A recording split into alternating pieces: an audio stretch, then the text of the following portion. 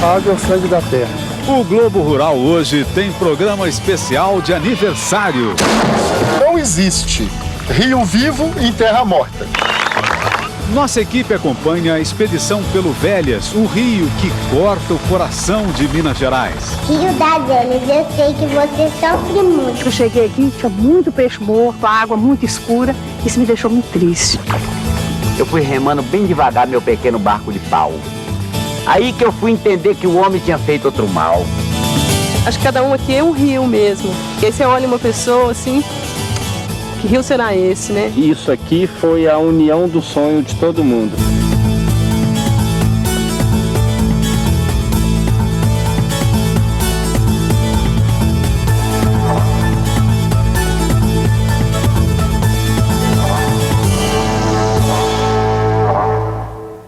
Bom dia!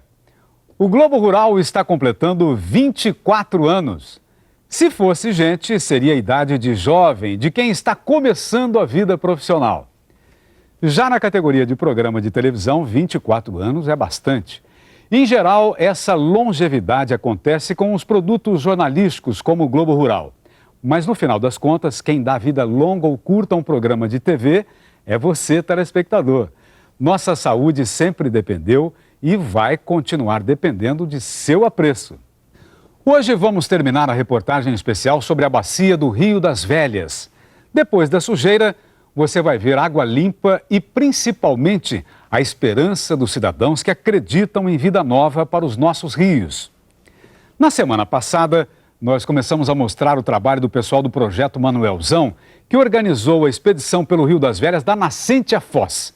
É uma aventura, uma pesquisa importante, uma denúncia do que aconteceu e acontece com esse rio histórico de Minas Gerais, abusado pelo que chamamos de civilização desde o tempo dos bandeirantes.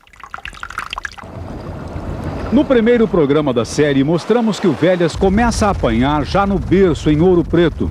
São mais de 300 anos de mineração, principalmente ouro e minério de ferro. A agropecuária devastou a maior parte do entorno. E as cidades atropelaram o rio e seus afluentes, fazendo deles lata de lixo e cano de descarga. O Velhas recebe o absurdo de 400 milhões de litros de esgoto por dia. Um rio dado como morto pode voltar a ter vida, voltar a ter peixe? Olha, curiosamente, me lembra a figura de um peixe, a área abrangida pelo Velhas e seus afluentes. Veja aí, na parte do rabo, as nascentes em Ouro Preto e a região metropolitana de Belo Horizonte. Depois serpenteia por um longo trecho de cerrado, no começo de uma barbatana Curvelo, na ponta de outra Diamantina, e a foz, no São Francisco, onde seria a boca do peixe. Peixe que sumiu do Rio das Velhas, como você vê agora na reportagem.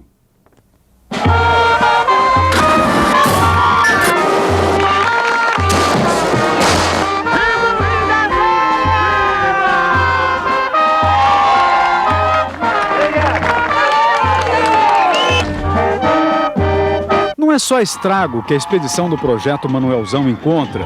A poluição acaba com o rio, mas não com o interesse das pessoas. Por onde passam, os canoeiros são recebidos com entusiasmo.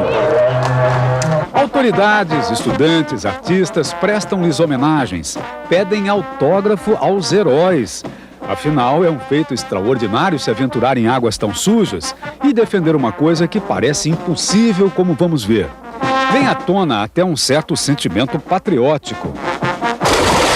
O destino de um rio anuncia o destino de quem está em volta dele. Essa verdade atrai gente para os grupos que o Manuelzão incentiva, os chamados comitês de bacias. Você já se deu conta de que vive dentro de uma bacia? Do ponto de vista da água, é o nosso endereço. Para a natureza não existe rua, cidade, estado. O relevo se dispõe de tal forma que tudo o que acontece nas bordas reflete no centro, como na vasilha. Daí o nome de Bacia do Rio ou hidrográfica. E todo o rio tem as suas subbacias, formadas pelos afluentes, que por sua vez tem suas mini e microbacias. Uma porção de baciinhas, milhares, enchendo o corpo principal. Qualquer coisa em qualquer lugar o rio sente. A água é o sangue da terra. Da mesma maneira que o exame de sangue mostra a situação de saúde ou não de uma pessoa, a água mostra a realidade daquela bacia hidrográfica, como vive aquele povo. Apolo Eringer Lisboa, um dos coordenadores do projeto Manuelzão, explica que o combate à poluição só dá certo se for feito na bacia toda, além dos limites municipais. A mentalidade municipalista está muito voltada por uma política partidária, a briga do vereador com o prefeito, essas questões locais. Enquanto a questão ambiental, ela ultrapassa esse limite político partidário. De fato, veja como o que acontece num ponto vai perturbar centenas de quilômetros à frente. Essa é uma vossoroca. Na companhia do professor de geologia Edésio de Carvalho, estamos perto das nascentes do Velhas, observando uma vossoroca. É um buraco enorme que começa assim. Uma fendazinha na parte mais frágil do terreno que vai se abrindo com a enxurrada até ficar deste tamanho. Vão rasgando o terreno por quase 1 quilômetro, chegam a 100 metros de profundidade por 300 de largura. A região de cabeceiras do Rio das Velhas está coalhada de buracões assim. A concentração é tamanha que o professor Edésio de Carvalho fala em campos de vossorocas. Para se ter uma ideia, num raio de 15 quilômetros perto de Ouro Preto, há 180 vossorocas do porte dessa aqui. Isso começou quando, professor? Isso começou logo no início do ciclo do ouro, quando vieram os primeiros mineradores, vieram também aqueles que faziam os roçados e que plantavam e que criavam gado. Nós temos também a urbanização e essas atividades são tipicamente geradoras de vossoroca.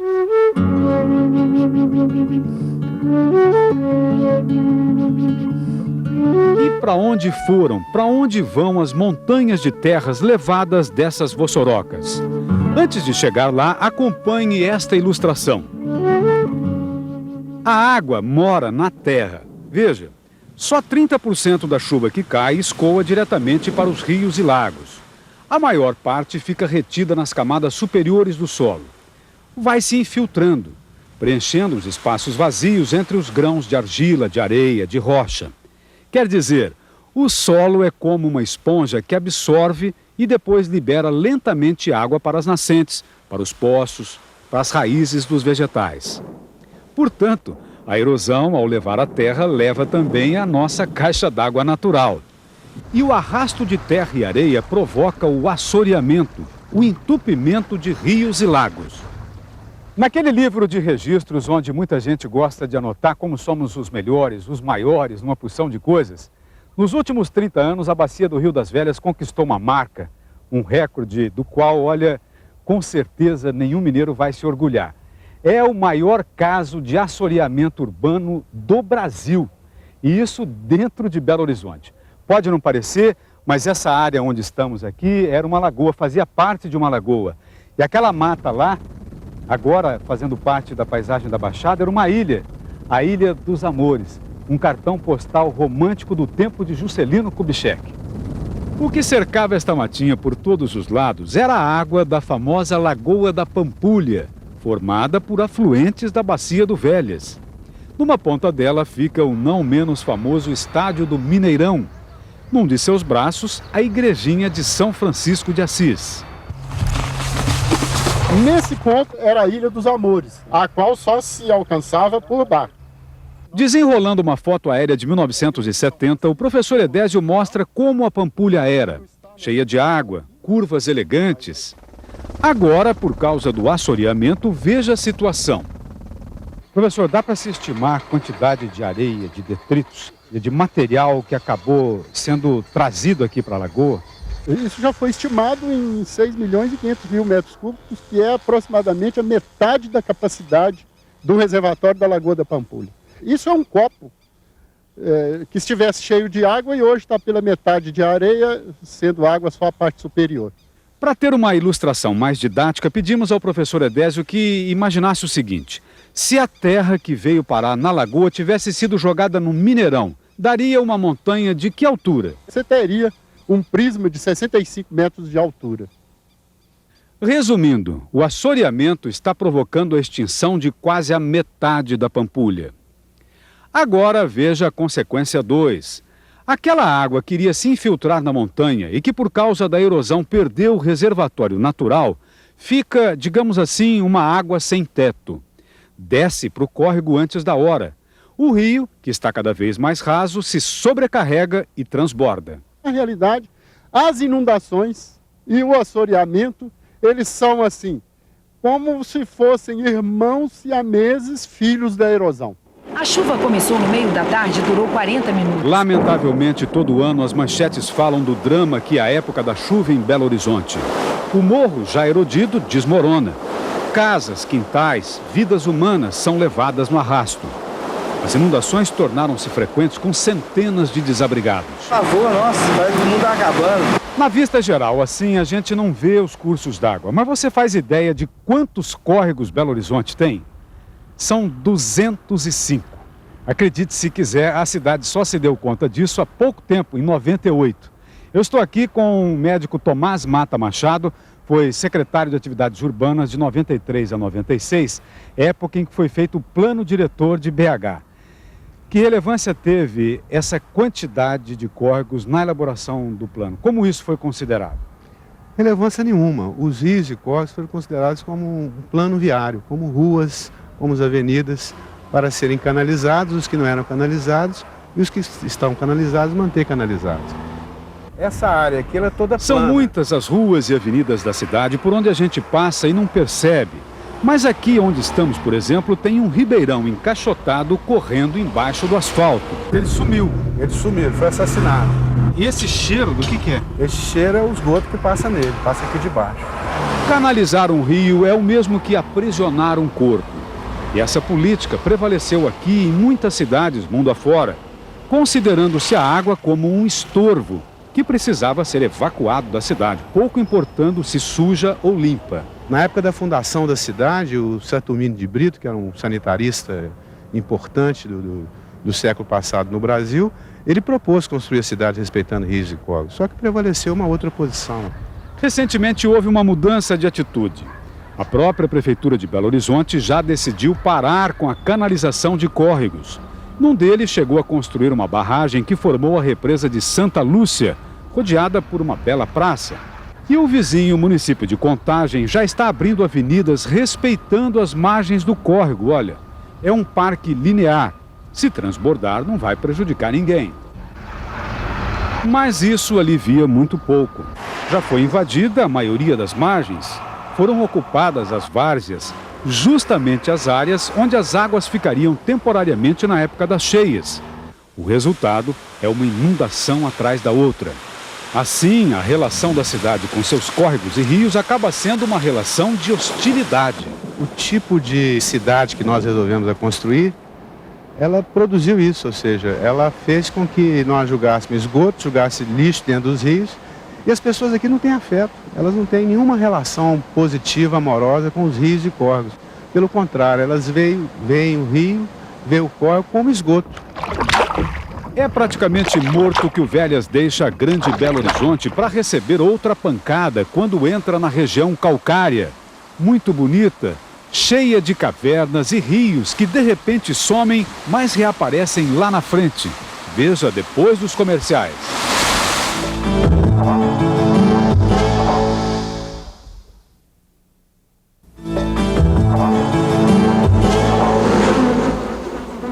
Vamos à continuação da reportagem especial sobre o histórico Rio das Velhas em Minas. Antes, uma pergunta. Você já se viu, já se sentiu como um rio?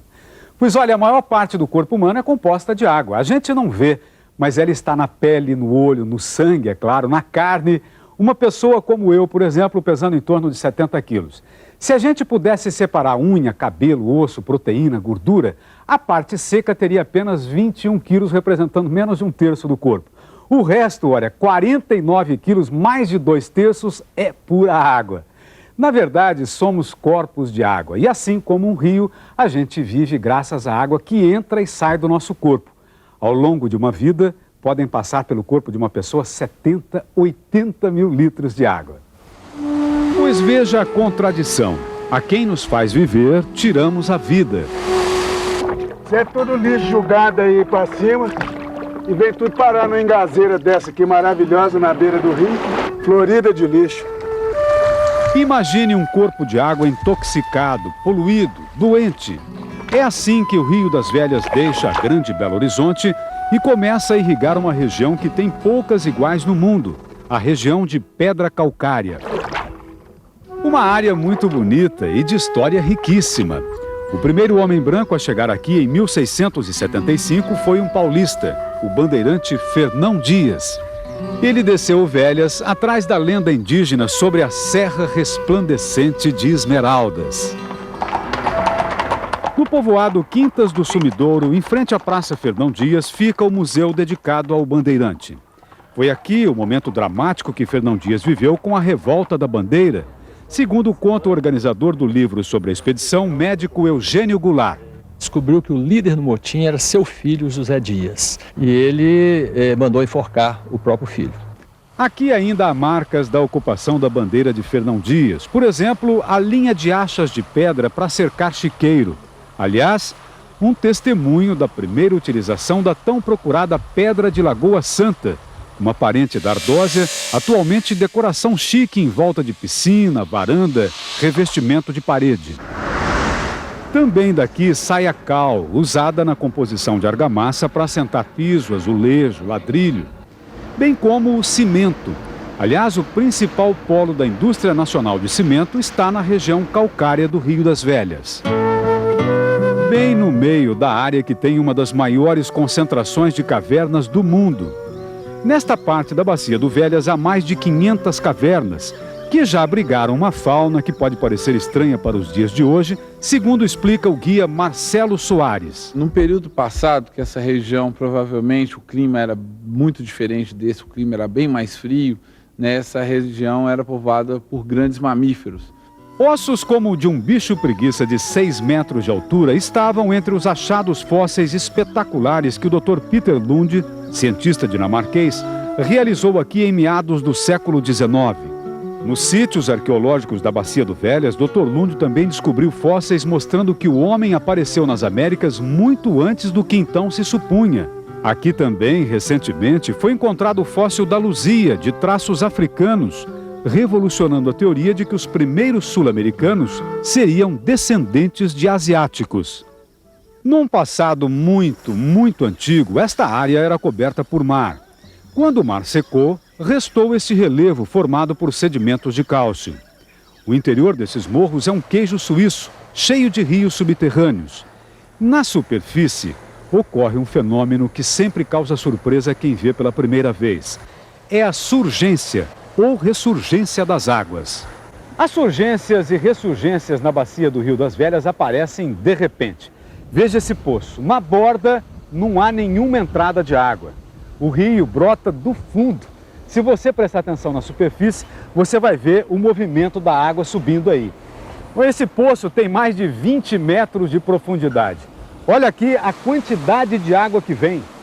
Vazão de aproximadamente 1 metro cúbico, mais de 1000 litros por segundo. É assim que deixa o poço, o rio ocupa um pequeno leito. 15, 20 metros à frente, ele desaparece no barranco. Some aí por debaixo da cerca. Depois de percorrer um longo trecho subterrâneo, o rio aparece de novo, olha aí. Veja com que força ele vem. É a chamada ressurgência. Retoma então um curso a céu aberto e lá na frente vai sumir, vai se esconder por quilômetros até desaguar no Rio das Velhas. As lagoas daqui também funcionam de um jeito diferente e que já chamava a atenção dos índios. A Nhanhonhacaiúva. Como é que é? A Nhanhonhacaiúva, que na linguagem tupi-guarani significa água parada que some na boca do mato. A água dessas lagoas escoa como se fosse pelo ralo de uma piscina. Nesta que visitamos no período de seca e por isso vazia, dá para ver bem o fio de água sumindo terra dentro. Daí o nome de sumidouro, característica de mais de 200 lagoas na região. E que teriam o importante papel de fazer a recarga natural de água limpa para o Velhas.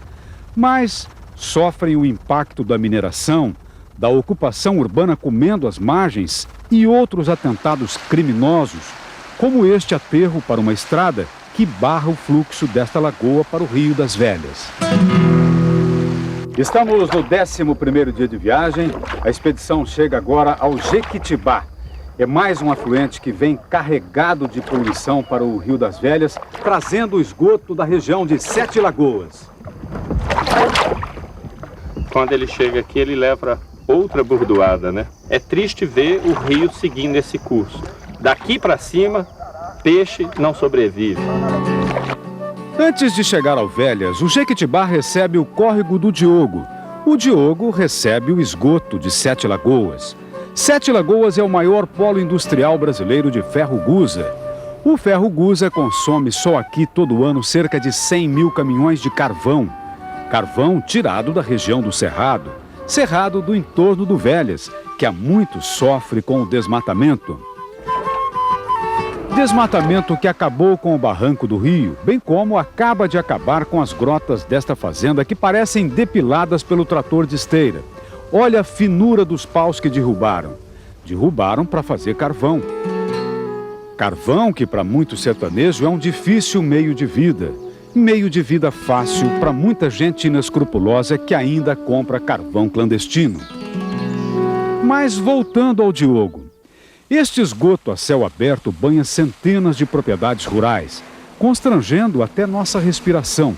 É como se tivessem soltado um pum gigantesco e o fedor alcançasse quilômetros de distância.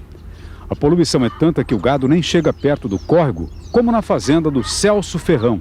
E olha a ironia, ali naquela matinha passa o ribeirão. No entanto, para ter água dentro da propriedade, o Ferrão teve que abrir cisterna. Olha aqui, a tristeza. Se usasse a água do ribeirão, poderia dobrar o número de gado, poderia tirar os 500 litros de leite e poderia fazer o que eu sempre sonhei, fazer uma fruticultura, o gotejamento. Não posso porque pode estar contaminado com metal pesado. Então, a propriedade não só deixa de render o que poderia, como tem gastos de 6, 7 mil reais por ano com bombeamento. Como você ficaria numa situação dessa? Eu fico com raiva, rapaz, porque eu investi tudo nessa propriedade. Meu gado é todo vacinado contra a brucelose, é todo vacinado contra a tuberculose, porque eu beneficio o leite. Eu faço doce para mandar para a cidade, para Sete Lagoas. E Sete Lagoas me devolve a água poluída. Situação mais absurda ainda acontece numa importante unidade da Embrapa, a de milho e sorgo. Olha, a cena que a gente vai ver agora é desagradável, embrulha o estômago pelo cheiro e também um pouco de revolta, porque, veja só, dentro de um dos maiores centros de pesquisa do mundo, corre, desculpa falar assim, corre uma cachoeira de merda. No meio dessa borra preta, a fermentação ocorre em água corrente. Olha as bolhas de gás. Nos anos 70, aqui nesta Embrapa, houve um grande investimento, barragem, comportas, 3 quilômetros de canais, tudo de concreto, bem feito. Uma estrutura para irrigar 100 hectares. Mas já há 15 anos isso tudo foi abandonado. Um prejuízo incalculável para a pesquisa, para a produção. Sem contar que para irrigar uma série de experimentos a água tem que vir de 9 quilômetros de distância. Nós estamos dentro de um centro de pesquisa que prega e aplica todos os preceitos de conservação ambiental. Protegemos as nascentes, as matas ciliares, prática de conservação de solo e água, mas a água que nós recebemos, tudo quanto é coisa que precisar de ruim, ela tem. A água é morta. Veja você, o Diogo, como todo afluente, deveria trazer sangue novo. Mas quando desemboca, a situação do Velhas se agrava. Se fosse um doente no hospital, agora seria levado para a UTI. Mas um rio dado como morto pode se recuperar. É o que mostra a sequência da reportagem. Voltamos já.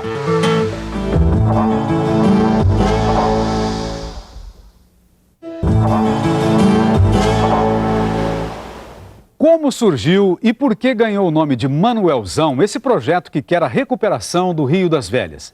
A gente explica isso na sequência da reportagem. Acompanhe no mapa. A expedição está agora no médio Rio das Velhas, região de Cordisburgo, Santana do Pirapama, Curvelo. Para quem quer se situar melhor, veja onde fica no mapa o Velhas, um rio que corta o peito de Minas Gerais e corta o coração de muita gente pelo estado em que ficou. fiz um poema que chama Adeus, Rio das Velhas, Adeus. Eu acordei bem de manhã, 13 de outubro. Parecia uma bela sexta-feira, com o cantar bem tristonho da Coan Ave Agoreira. Os caiaqueiros da expedição navegam em média 5 horas por dia. Depois se ocupam de várias outras coisas. Dão palestras sobre conservação ambiental para comunidades ribeirinhas, fazem exames médicos para ver se não se contaminaram e consertam o equipamento. Tiveram que fazer vários reparos no casco dos caiaques. Em função do assoreamento, quer dizer, o rio está raso. Então no que você navega, bate nas pedras. A fundura do Velhas hoje só permite passagem de canoa e barco pequeno. Mas, acredite se quiser, este rio já foi navegável no passado. Pinturas do século XIX mostram embarcações grandes, movidas a vela, subindo e descendo o rio. Henrique Dumont, o pai de Santos Dumont, teve uma companhia de navegação aqui no Velhas. Esta âncora é de um vapor que fazia a linha Sabará-Pirapora. Um dos entusiastas do potencial de transportes pelo Velhas era o inglês Richard Burton. Ele passou por aqui em 1867, numa expedição que acabou inspirando esta do Projeto Manuelzão. Intelectual e aventureiro, ele próprio fez de canoa o Velhas e o São Francisco até o Oceano Atlântico. Do livro que escreveu, ouça um trechinho que adaptamos. Hoje, cruzei com uma embarcação de 34 metros de comprimento por 14 de largura. O Rio das Velhas pode ser uma grande alavanca para o progresso do Brasil. Pode fazer a ligação do Nordeste com a capital do Império, num sistema de navios a vapor e estrada de ferro. Infelizmente, as previsões falharam. De lá para cá, o Velhas só perdeu. Perdeu a profundidade, a beleza das matas exuberantes que tinha nas margens e perdeu as espécies de peixes de antigamente. Ouça a recomendação que 136 anos atrás, Burton fazia aos amantes da pesca. Quem quiser pescar no Rio das Velhas deve trazer caniços grossos, carretilhas resistentes e os maiores anzóis que tiver. Senão, vai dar muito trabalho tirar da água os peixes de mais de 50 quilos. Ô Beto, do relato do Burton, que comparação que dá para você fazer do que ele viu e do que você está vendo agora? Olha, na verdade está tudo tão diferente. Assim, o rio mudou tanto de feição que se torna difícil até encontrar algum tipo de semelhança, né? Eu fui remando bem devagar meu pequeno barco de pau. Aí que eu fui entender que o homem tinha feito outro mal. Pouco antes de Burton, passou por aqui um zoólogo dinamarquês, Johannes Reinhardt. Fez uma pesquisa importante, até hoje guardada em museus de Paris e Copenhague. Essa área aqui é uma das áreas mais estudadas. Em 1850, o dinamarquês contou de peixe graúdo 55 espécies. Recentemente, o biólogo Carlos Alves não encontrou 20% da fauna de grande porte que o Velhas tinha. Nessa porção do rio aqui, que é a parte mais poluída do rio e é onde que o rio se encontra em piores condições ambientais, nós registramos apenas 9. O biólogo explica que o fundo do Velhas acabou acumulando uma camada espessa de matéria orgânica e resíduo químico. Na época de enchente mais forte, vem à tona esse sedimento, que é uma comida farta para micro-organismos e plantas, que aumentam com uma rapidez incrível. Tem lugar em que a vegetação acaba cobrindo como um tapete todo o leito do rio, como vimos neste afluente do Velhas. As bactérias e as plantas consomem então todo o oxigênio diluído na água. Não sobra nada para os peixes. Em questão de horas, a queda do nível de oxigênio é muito grande e os peixes acabam morrendo por falta de oxigênio sem a chance de escapar. O peixe morre asfixiado? Praticamente, ele fica dentro da água, mas a água não tem oxigênio dissolvido. É nessas ocasiões que ocorrem as mortandades em vários trechos do Rio das Velhas. Com uma propriedade no município de Curvelo, o agricultor Tarso Alvarenga escreveu um poema sobre a última tragédia que viu. Eu abaixei a cabeça, continuei a chorar. Chegou bem pertinho do barco, uma curvina a me olhar. com os olhos parece dizia, me dê um pouquinho de ar. E que mal nós fizemos aos homens para eles nos exterminar?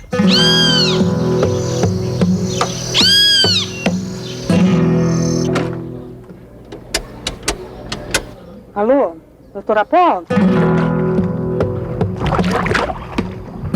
Esse aqui é o terceiro que nós vimos em 2 dias. O rio, que devia ser cheio de vida, na verdade é um cemitério. É da cultura do fazendeiro tá julgando as criações do rio, que o rio recebe tudo. E deixa para contaminar outra propriedade, né? Eu liguei pro senhor para falar sobre o rio. Para acompanhar como está o Velhas em seus pontos mais afastados, o Projeto Manuelzão conta com colaboradores como a Maria Aparecida de Almeida. Ela mora neste povoado que de telefone só tem um orelhão. É a Vila São Joaquim, fundada há quase 300 anos. Olha, 2, 3 vezes por semana, às vezes quase todo dia, a Maria vem aqui para a beira do Velhas observar o que está acontecendo. O pessoal do Projeto Manuelzão diz que ela é a guardiã do rio aqui nesse trecho de Vila São Joaquim. Tem algum período do ano em que o rio fica mais poluído, menos poluído? Assim que dá uma chuva que aumenta o volume de água, costuma sempre vir a poluição junto. Aí, de repente, a gente descobre assim, vem um mau cheiro. E logo que você corre para a beirada do rio, que você vê aquele mau cheiro, você já vê o peixe descendo tonto. Eu pelejo, de tudo eu pelejo. Outros moradores também colaboram na observação do rio, como seu Joaquim Lourenço. Com 77 anos, ele viu como este rio que hoje passa aqui quase morto era encantador. Tudo bonito e tudo bom tinha, né? Imagina, a gente que queria comer um peixe. Hoje, você podia sair daqui e ali, para pôr a gordura no fogo, ia lá, trazia ele, não é? Maria também, assim como dezenas de voluntários ao longo do Velhas, se encarrega de distribuir o jornalzinho, que é feito em Belo Horizonte, na Universidade Federal de Minas Gerais, onde fica a sede do Projeto Manuelzão, que aliás tem uma origem interessante. Se você pega pessoas que têm a mesma idade... É uma iniciativa dos professores da Faculdade de Medicina. Aqui, na disciplina Internato Rural, o futuro médico vai a campo conhecer as reais condições de vida em sítios e pequenas comunidades. Nesse estágio, aprende que não é o médico que leva a saúde ao povo. São as questões sociais e ambientais que determinam se o povo vai ter saúde ou não. Se não houver uma mudança nas relações sociais e da relação do homem com o meio ambiente, nós não vamos ter saúde nunca, nem que gaste o dinheiro do Brasil todo só com o SUS. Tratar as causas, despoluir não só o rio, mas a bacia inteira. Esse é o modelo do projeto, que foi batizado de Manuelzão em homenagem ao vaqueiro Manuel Nardi, um matuto filósofo que acabou virando personagem do grande escritor Guimarães Rosa, de quem inclusive foi guia pelo Cerrado Mineiro. Como poucos, Manuelzão, tanto do livro como da vida real, simboliza a cultura sertaneja e o tempo em que os rios do sertão de Minas não tinham sido degradados. Rio das Velhas, eu sei que você sofre muito. Daqui a pouco, o carinho das crianças da Serra do Cipó, de onde vem um afluente limpinho que vai ajudar o rio a se recuperar. A água vira fruta e oferece um banho de emoção na Foz do Velhas com o São Francisco. Vai regando o milho, o arroz e o feijão.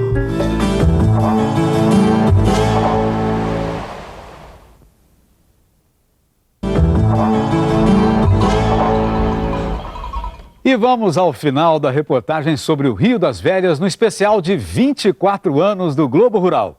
Agora, o último trecho, Baixo Velhas, até a Foz, pertinho de Pirapora. Nesse trecho, só vivem 5% da população da bacia do Velhas. E veja o que acontece neste ponto aqui, quando um afluente importante traz água limpinha da Serra do Cipó. É o começo da recuperação do Velhas.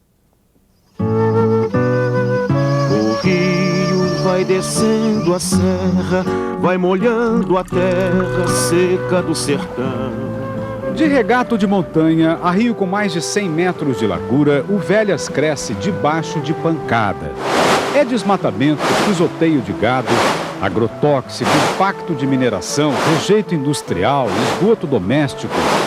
Em quase 2/3 do curso, os canoeiros da expedição navegam em água contaminada. 20º dia de viagem. Depois de remar mais de 500 quilômetros nas águas sujas e poluídas do Velhas, a expedição chega agora a um ponto em que pela primeira vez o rio dá sinal de melhoras. Naquela comparação com o doente em estado grave, diria que neste lugar o rio deixa a UTI. O remédio é a água limpa do Paraúnas, um dos principais afluentes do Velhas. Neste momento, a gente acompanha um encontro emocionante. O pessoal que começou a navegar lá em Ouro Preto recebe aqui a homenagem de uma outra expedição que vem descendo da Serra do Cipó. Eles aportam na praia do estuário para uma troca mais calorosa de abraços e apertos de mão.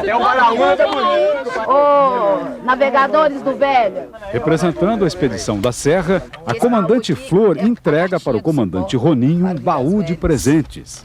São umas cartas, um recado do Rio Cipó para o Rio das Velhas, através das crianças da população ribeirinha.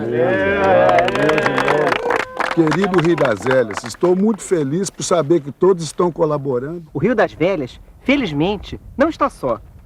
E uma das suas esperanças é o nosso Rio Cipó. Além das cartas, veio também este tubo de água limpinha, lá do alto da montanha, para onde a gente vai agora. Como toda a Serra do Cipó é muito rica em nascentes. Nós vamos ver uma agora que fica a cerca de 300 quilômetros do Rio das Velhas. Claro, falando numa distância percorrida pelo leito do rio, não estrada de rodagem. Essa nascente aqui tem até nome. É a nascente do Fervedouro. Fica aqui atrás dessa raiz de gameleira. E você já deve estar percebendo porque se chama nascente do Fervedouro. Porque são vários olhos d'água e a água fica borbulhando, né? Ela vem brotando. Olha só que beleza. Para quem ainda guarda na retina a imagem daquela água preta de poluição, isso aqui é um colírio. Como diz um dos voluntários do grupo que luta pela conservação do Rio Cipó, advogado Oswaldo Machado. Essas nascentes produzem uma água cristalina, uma água de boa qualidade e praticamente potável. Escoando de nascentes assim, a água da serra forma um rio bonito. É o Rio Cipó. E conforme vai descendo, se apresenta em cachoeiras atraentes como esta. Primeira vez que você vem aqui? Não, não é a primeira vez. Eu, assim, sou fascinada. Isso aqui é um paraíso. Veja você, eu consigo pegar, olha como esse rio é limpo, cristalino ainda. Você conhece o Rio das Velhas? Conheço. Eu fico triste, mais triste. Acabou o Rio das Velhas. Comunidades da Serra do Cipó, como Santana do Riacho, se organizam para não poluir o rio. Montaram uma eficiente coleta de lixo. Moradores, donos de hotéis e pousadas investem em fossas para não lançar esgoto. Então nós vamos começar, como sempre, com o nosso grito de guerra, não é?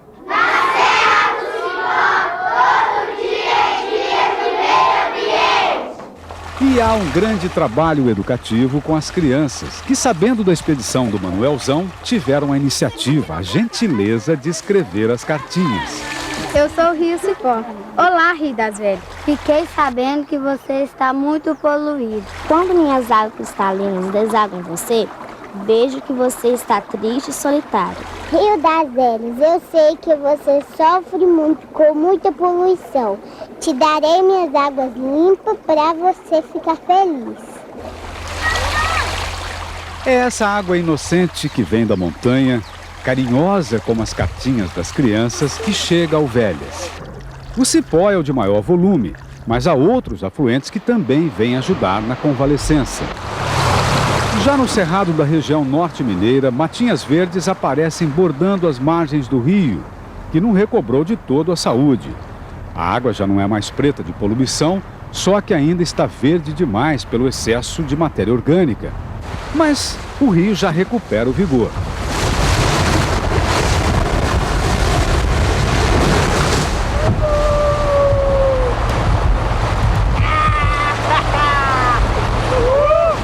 Transposto o trecho mais poluído com risco de contaminação, a expedição passa a enfrentar um novo perigo. São as famosas corredeiras do Rio das Velhas.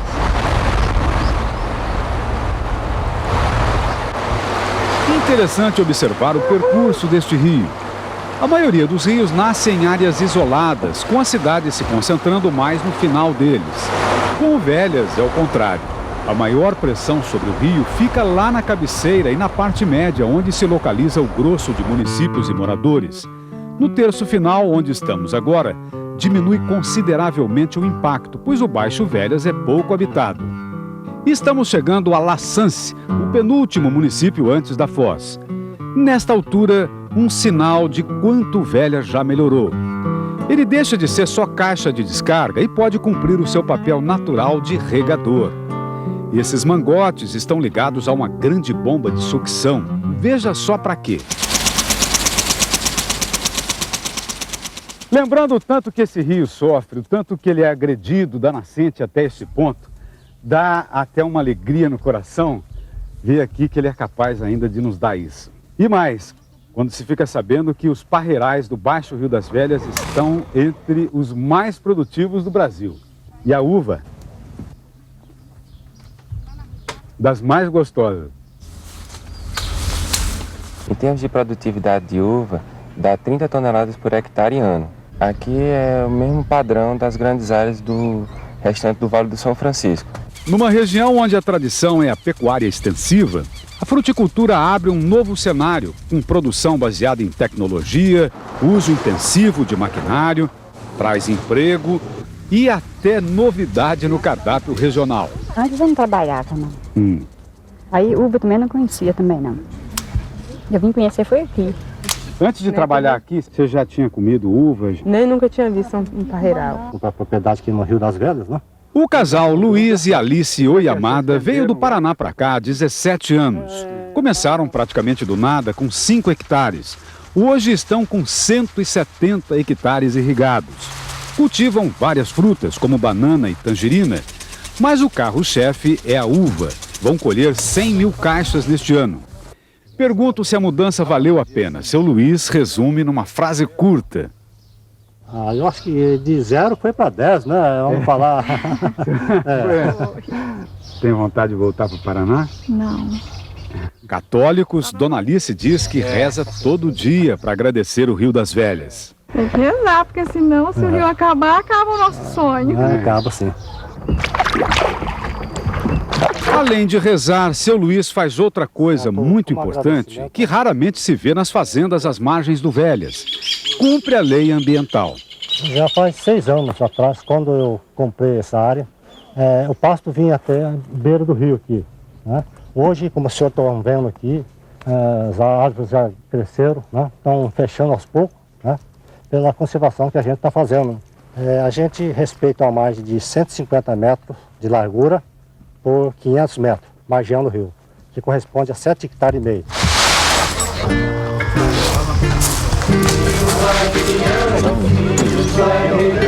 Tem um balde? Vai seguindo seu caminho, segue seu destino, sua direção. A música que os ribeirinhos cantaram várias vezes durante a passagem da expedição foi o acalanto da última noite que o pessoal do Manuelzão passou à beira do Velhas. O trabalho uniu um grupo grande que praticamente não se conhecia um mês atrás. No fluir das águas, ainda que sujas, flui a amizade. Flui o sentimento de que nesta jornada, como na vida, né? Cada um de nós é um afluente, que pode poluir o outro sim, mas que também pode desaguar um carinho limpinho, como aquela água que desce do cipó. Acho que cada um aqui é um rio mesmo. E aí você olha uma pessoa assim, que rio será esse, né? Às vezes vem um preconceito assim, pô, deve ser um rio poluído. E aí, de repente, você descobre que é o rio mais cristalino que tem, assim. Eu estou percebendo aqui uma grande felicidade e, ao longo da viagem, eu só arranjei amigos. O rio precisa disso, o rio não está morto. Para mim, isso aqui foi a união do sonho de todo mundo. A gente se encontrou nesse sonho.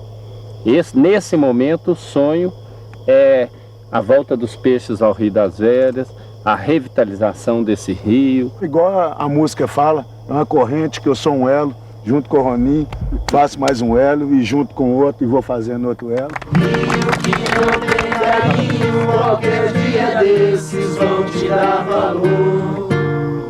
Nasce lindo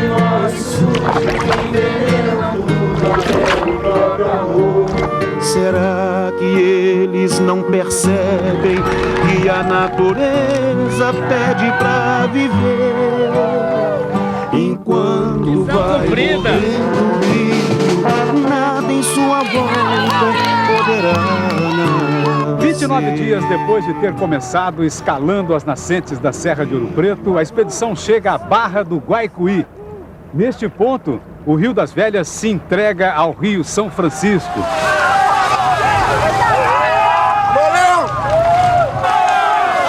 Agora eu entrego essa missão, entrego para São Francisco e entrego para todo o povo brasileiro, porque se a gente não cuidar das nossas águas, ninguém vai cuidar. Nós queríamos em 2010 mergulhar e pescar nas águas da região metropolitana de Belo Horizonte. Isso é possível. Ninguém pode dar aula de educação ambiental em cidades que estão jogando esgoto no rio. Isso é uma contradição muito grande. A vida venceu aqui hoje. Hoje nós estamos mais perto de Deus.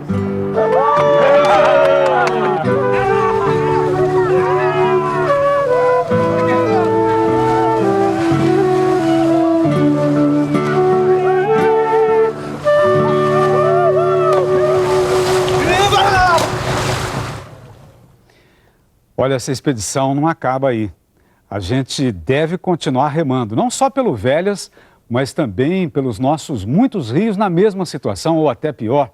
O Tietê em São Paulo, Guaíba em Porto Alegre, o Capibaribe em Recife e tantos outros. Agir com respeito, trabalhar para o bem-estar não só das pessoas, como também dos animais, das plantas e dos minerais. A água é o nosso mineral mais precioso. E como diz o ensinamento ancestral, a água a tudo cede, mas a tudo vence. E no domingo que vem, o Globo Rural começa a série das melhores reportagens de 2003. Veja as atrações. No Rio Grande do Sul, uma cabanha que cria ovelhas há mais de 30 anos investe em raças leiteiras para produzir uma iguaria, o queijo de ovelha. Em Minas Gerais, o Museu do Tropeirismo. Um criador cuida com muito carinho da coleção com mais de 6.000 peças de tralhas antigas. E no Parque do Xingu, em Mato Grosso, a agricultura da tribo Caiabi. O trabalho das mulheres na colheita dos amendoins gigantes. E a receita do canapé, feito com mandioca e amendoim.